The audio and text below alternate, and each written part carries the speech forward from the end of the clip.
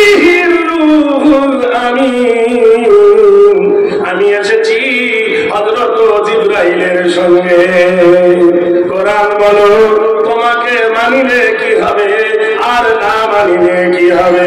কোরআন বলে দেন ফামান তাবিআ হুদায়া ফালা খাউফুন আলাইহিম ওয়ালা হুম ইয়াহজানুন।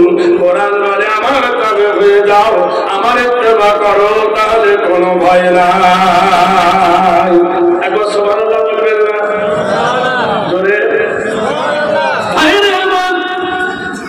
মসজিদ দেখেছেন, মসজিদের কপালে দেখবেন ঢুকতে গেলে একটা দোয়া লেখা থাকে, আল্লাহুম্মা ইফতাহলি আবওয়াব রাহমাতিক, আয় আল্লাহ আমার জন্য রহমতের দ্বার খুলে দিন।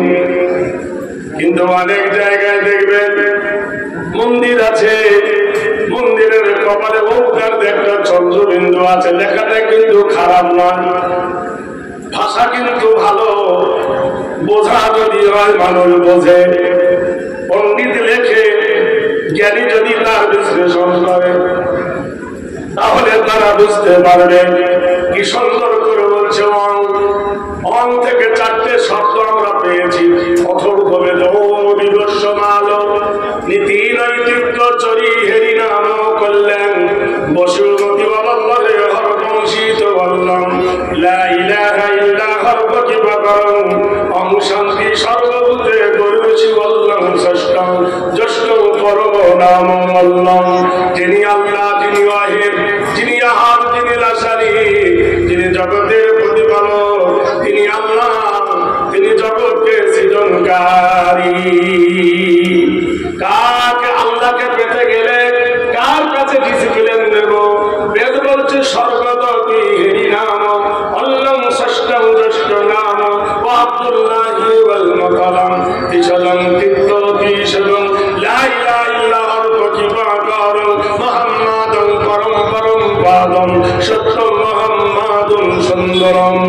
এমন একজন মহামানব, তিনি নিজে করেছেন এবং বলেছেন, যেটা করেছেন সেটা তিনি বলেছেন। তিনি এমন একজন মহামানব, জীবনের মধ্যে কোনদিন তিনি মিথ্যা কথা বলেননি। এই জন্য আরবের প্রখ্যাত কাফির আবু জাহেল তার নাম দিয়েছিল আল আমিন। তিনি এমন একজন মহামানব, জীবনে কোনদিন কাউকে কটু বাক্য বলেননি। স্বর্গদপি হেরি নাম আদর্শ পদ্ধতি নাম করলেন ওম শান্তি সর্বভূত মুহাম্মাদে নাম। যারা মুহাম্মদ রাসূলুল্লাহর চরিত্র ধরেছে তারা মহান হয়ে গেছে, যারা নবীর চরিত্র ছেড়েছে তারা পিছলে গেছে।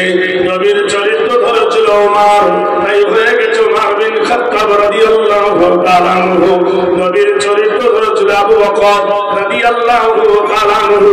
নবীর চরিত্র ধরে নেয় আবু জাহেল, কাফের উপাধি পেয়েছে। আবু লাহাব কাফের উপাধি পেয়েছে। আজও গেলে দেখতে পাবেন যেখানে আবু জাহেলের কবর আছে, ওই দেখবেন বদরের প্রান্তে গিয়ে দেখে আসবে লক্ষ লক্ষ জুতো আবু জাহেলের কবরের উপর হাজিরা ছড়ে মেরেছে। ভাইরা আমার, বন্ধুরা আমার, চেষ্টা করেছিল ইসলামকে মিটিয়ে দিতে, কিন্তু পারেনি। মহান আল্লাহ বলে ওয়াকুল জাল হক ওয়া যাহাকাল বাতিল ইন্নাল বাতিলা কানা যাহুকা। সত্যের আলো প্রস্ফুটিত হবে, অসত্য আস্তে আস্তে দূরে মুছে যাবে। কোরআনকে জিজ্ঞেস করলাম, কোরআন তোমাকে মানিলে কি হবে, না মানিলে কি হবে? কোরআন বলে দেন ফামান তাবিআ হুদায়া ফালা খাউফুন আলাইহিম ওয়ালা হুম ইয়াহজানুন। কোরআন বলে আমার তবে হয়ে যাও, আমার ইত্তেবা করো, তাহলে কোনো ভয় নাই। আপনারা জানেন রাতের শেষ অংশে যে নামাজটা, যেটা হলো ফজরের নামাজ, মহান আল্লাহ বলেছেন ওয়াইদা কুজিয়াতুস সালাহ, তোমরা ফজরের নামাজ পড়ো। এক যুবক ফজরের নামাজ পড়েছেন জামাতে, সালাম ফেরা হয়ে গেছে, কেউ বা মসজিদে আছে, কেউ বা বার হয়ে গেছে। যুবক ওর জীবনের একটা পেশা ছিল, কোন উটকে জবে করা, উটকে জবে করে উটের গোশ বাজারে বিক্রি করত।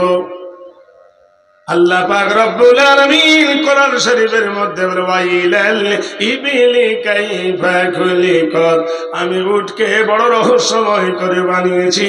যুবক, আপনারা জানেন গরু জবাই করতে 2-3 জন লাগে, ছাগল জবাই করতে 2-1 জন লাগে, উট জবাই করার জন্য 2-3 জনের প্রয়োজন নাই, বাঁধারও প্রয়োজন নাই, শোয়াবার প্রয়োজন নাই, একা যথেষ্ট। হুলকুমে নাহার করিলে, খুন বাজিয়ে দিলে কুরবানি হয়ে গেল, জবে হয়ে গেল, একাই যথেষ্ট, শুধু একটু সাহসের দরকার। যুবক উটকে নাহার করেছে, নাহার করে পেশাবের কিড়া পেয়েছে, 2টা দোকানের গলিতে যুবক পেশাব ফিরতে বসেছে। পাশের দোকানের গলিতে কে জানো চিৎকার করে বলে আমাকে বাঁচাও। ছুটে গেল কসাই, গিয়ে দেখলো পাশের গলিতে এক যুবককে কে তার গলাটা অপারেশন করে দিয়েছে, মৃত্যু যন্ত্রণায় ছটফট করছে যুবক। কসাই করলো কি, যুবককে বুকে জড়িয়ে ধরলো, চিৎকার করে ডাক দিল, দোকানের মানুষ, বাজারের মানুষ, প্রতি মানুষ যারা আছো তাড়াতাড়ি করে এসো, আমাদের দেশের অমুক ব্যক্তিকে কে জবে করেছে, একে ডাক্তার বাড়িতে নিয়ে যেতে হবে, একে কবিরাজ দেখাতে হবে, হসপিটালে নিয়ে চলো। হাই আফসোস, হাত কেটে গেলে মানুষ বাঁচে, পা কেটে গেলে মানুষ বাঁচে, কিন্তু গলা কেটে গেলে মানুষ বাঁচা সম্ভব নয়। যুবকটা মরে গেল। সবাই বলছে এতদিন ছাগল জবে করতিস, উট জবে করতিস, দুম্বা জবে করে গোশ বিক্রি করতিস, মানুষ জবাই করা কবে থেকে শুরু করলি?